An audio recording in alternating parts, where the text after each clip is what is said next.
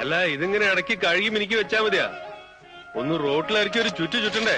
ആ പൂതി നീ മനസ്സിൽ വെച്ചാ മതി. ഇത് മംഗലശ്ശേരി മാധവമേനോന്റെ കാറാ. ഇത് കയറി പോവാനുള്ള യോഗ്യത നമുക്കില്ലാന്ന് കരുതിക്കോ. ലണ്ടനിൽ നിന്ന് കപ്പൽ കയറി വന്നവനല്ലേ യോഗ്യൻ.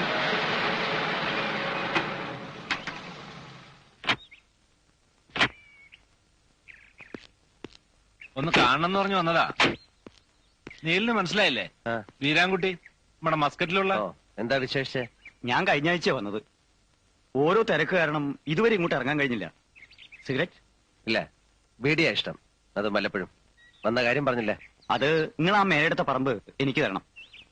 തനിക്ക് തരണം എന്ന് പറഞ്ഞാ മനസ്സിലായില്ല.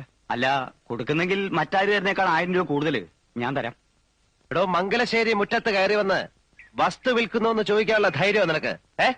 നിന്റെ വാപ്പ അന്തർവാപ്പിള ഈ പടിപ്പുരക്ക് ഇപ്പുറം കാലുകുത്തിയിട്ടില്ല. പുഴക്കരപ്പറമ്പിൽ നിന്ന് അയാളെ തേങ്ങ മോഷിച്ചപ്പം ദേ കാണുന്ന പുളിയമ്മാവിന്റെ വേല ഇവിടുത്തെ പണിക്കാരെ പിടിച്ചു കിട്ടിയിട്ട് തല്ലിയത്. നിനക്ക് ഓർമ്മയിലേക്ക് പോയി ചോദിക്കേ. ജീവനോടുണ്ടല്ലോ ഇപ്പോഴും. ഏതോ നാട്ടിൽ പോയി 4 പുത്തനുണ്ടാക്കിയതിന്റെ നെഹളിപ്പ് മംഗലശ്ശേരി നീലാണ്ടനോട് കാണിക്കാ. എടാ, നിന്നെ നിന്റെ വാപ്പയെ ഒരുമിച്ച് ചുടാനുള്ളത്ര പണം നീലാണ്ട ഈ കൈ കൂടെ പറത്തിയുണ്ട്. 1000 രൂപ കൂടുതലാരാന്ന്.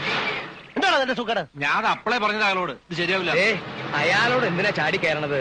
കഷ്ണവും മുറിയായിട്ട് വിൽക്കണത് കയറിട്ട് വന്നതാവും. വിൽക്കും, ഇനിയും വിൽക്കും. നീലിനെ തോന്നിയ എന്റെ അച്ഛന്റെ സ്വത്താ വിൽക്കുന്നത്. അത് വാങ്ങിക്കുന്നതിന് വേണം ഒരു യോഗ്യത. മനസ്സിലാണോ? കോന്തം വാരരെ.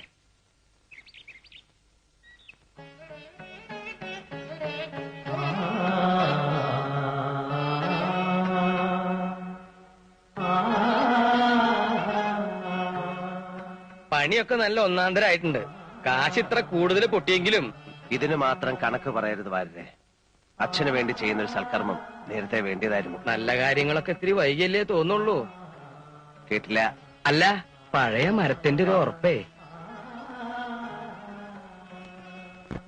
വേണ്ട, കേറി അശുദ്ധാക്കണ്ട. അതെന്താ ഇത് ശ്രീകോവിലൊന്നല്ലോ? അതെ, ശ്രീകോവില് തന്നെയാ. കലയുടെ ശ്രീകോവില്. കള്ളുഷാപ്പ് നിരങ്ങിയവർക്ക് അതൊന്നും മനസ്സിലാവില്ല. ഒരു നല്ല ദിവസം നോക്കി ഒരു വിശേഷ കലാപരിപാടിയോട് കൂടി അങ്ങ് തുടക്കം കുറിക്കാം. എന്താ അഭിപ്രായം? യേശുദാസിനെ കൊണ്ടുവന്നാലോ? അങ്ങോട്ട് ചെല്ല്. നടക്കണ കാര്യം വല്ലുണ്ടെങ്കിൽ പറയടോ. അല്ലെങ്കിൽ ഈ ഡാൻസ് ആയാലോ? മനസ്സിലിപ്പോ പിടികിട്ടി. ഇയാളുടെ ഒരു ചുറ്റുകളി പാർട്ടി ഉണ്ടല്ലോ, ആ പല്ലു പൊങ്ങിയ ഒരു ജന്തു. സരസമ്മ. സരസമ്മ ടീച്ചർ. അതിനെ വിളിക്കാതെ. ഞാൻ അങ്ങനെ പറഞ്ഞല്ല. ഉരുളണ്ട. എടോ, ഈ ഡാൻസ് എന്ന് പറയുമ്പോ ഈ അസത്ത് പെണ്ണുങ്ങളുടെ ചന്തി ഇളക്കിയിട്ടുള്ള കളിയല്ല. നല്ല ക്ലാസിക്കൽ നൃത്തം. അതിനിപ്പോ എവിടെയും പോണ്ട. വലിയ പഠിപ്പൊക്കെ കഴിഞ്ഞു വന്നിട്ടുള്ള ഒരു കുട്ടി ഈ നാട്ടിൽ തന്നെയുണ്ട്. വാര്യര് പറയണത് നമ്മുടെ മാമ്പറ്റ അപ്പുമാഷ്ട മോളുടെ കാര്യ? ഉവ്, ഞാൻ ഇന്നലെ ശിവന്റെ അമ്പലത്തിൽ ഒരു നോട്ടം കണ്ടു. നല്ല അസ്വല് മുഖശ്രീയുള്ള കുട്ടി. നീല, അത് അങ്ങോട്ട് ഉറപ്പിക്ക്. നടരാജമൂർത്തിക്ക് സന്തോഷാവാൻ. ശരി, ആരാച്ചാ അവരെ പോയി കണ്ട് സംസാരിക്കേ. ഇവിടെയെങ്കിലും വഴി ചോദിക്കാൻ ഒരാളെയും കാണുന്നില്ലല്ലോ. അതിന് മുൻകൂട്ടി ആരെയും ഏർപ്പാട് ചെയ്തിട്ടൊന്നുമില്ലല്ലോ. നമുക്ക് കുറച്ചുകൂടെ പോയി നോക്കാം. അതെന്താ അത്? ഒരാളാ മൂത്രമൊഴിക്കാന്നാ തോന്നുന്നേ. മലർന്നു കിടന്നിട്ടോ? കഷ്ടം. പിടിച്ചെണീപ്പിച്ച് ചോദിച്ചാലോ? വാ.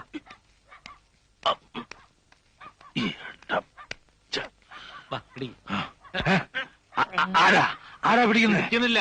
ഒരു കാര്യം ചോദിക്കാനാ. ഈ മാമ്പറ്റ അപ്പുമാഷ വീടേതാ? അപ്പുമാഷെന്ന് പറഞ്ഞത് ഞാൻ തന്നെ.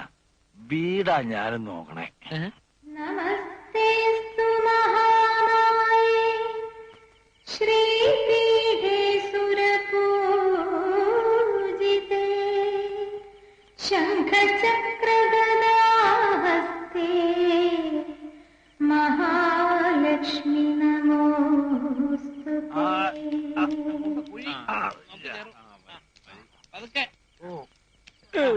കാലെടുത്ത്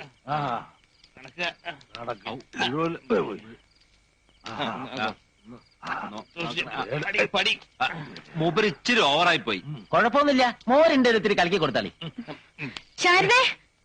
പിടിക്കണ്ട, കുറച്ചൊന്ന് കിടക്കണം. അപ്പൊ എല്ലാം ശരിയാവും.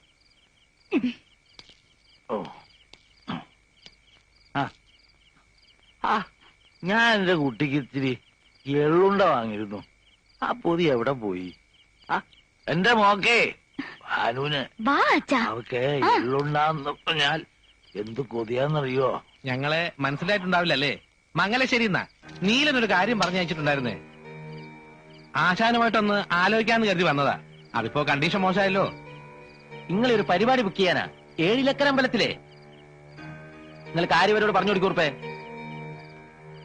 കുട്ടി എഴുന്നേൽക്കൂ. എഴുന്നേൽക്കാൻ. എന്നിട്ട് 3 പേരും പടി ഇറങ്ങി. അതെ, കുട്ടി സൂക്ഷിച്ച് സംസാരിക്കൂട്ടോ. എന്റെ നിയന്ത്രണം തെറ്റിയാല് പിന്നെ ചൂലെടുത്തായിരിക്കും ബാക്കി പറച്ചില്.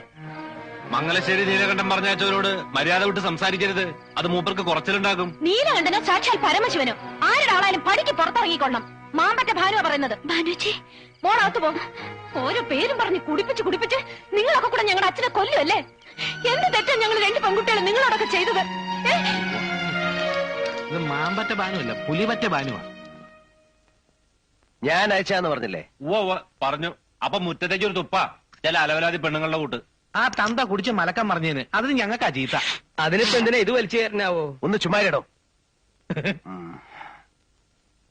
അപ്പു മാഷ് ഇയാളേത് സ്കൂളിലെയാ? സ്കൂൾ മാഷൊന്നുമല്ല, കുട്ടികളെ എഴുത്തിനിരുത്തും, അതുകൊണ്ട് വിളിക്കണതാ. പണ്ട് കുറച്ചു കാലം കലാമണ്ഡലത്തിലെ വേഷക്കാരനായിരുന്നു. അയാളെ ഒന്ന് കാണണമല്ലോടോ ഭരത. അല്ല, അബദ്ധം നമ്മുടെ പക്ഷത്താ പറ്റീന്ന് വെച്ചാ ക്ഷമ പറയാം.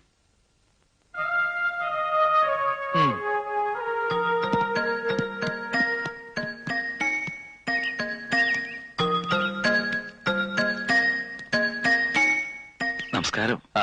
മാമ്പറ്റ അപ്പു മാഷ് അല്ലേ? ഉവ്വ്. ഇരിക്കൂ. വേണ്ട, നിന്നോളാം. എന്തായി പറയണേ? ഇരിക്കൂ മാഷേ. 7 ലക്കര അമ്പലത്തിലെ പാട്ടുപുര ഞാൻ പുതുക്കി പണിതു. കേട്ടു. അതിപ്പോ പുനരുദ്ധാരണം കഴിഞ്ഞ് തുറക്കുന്നത് ഏതെങ്കിലും ഒരു നല്ല കലാപരിപാടിയോടാവണമെന്നാ തീരുമാനം.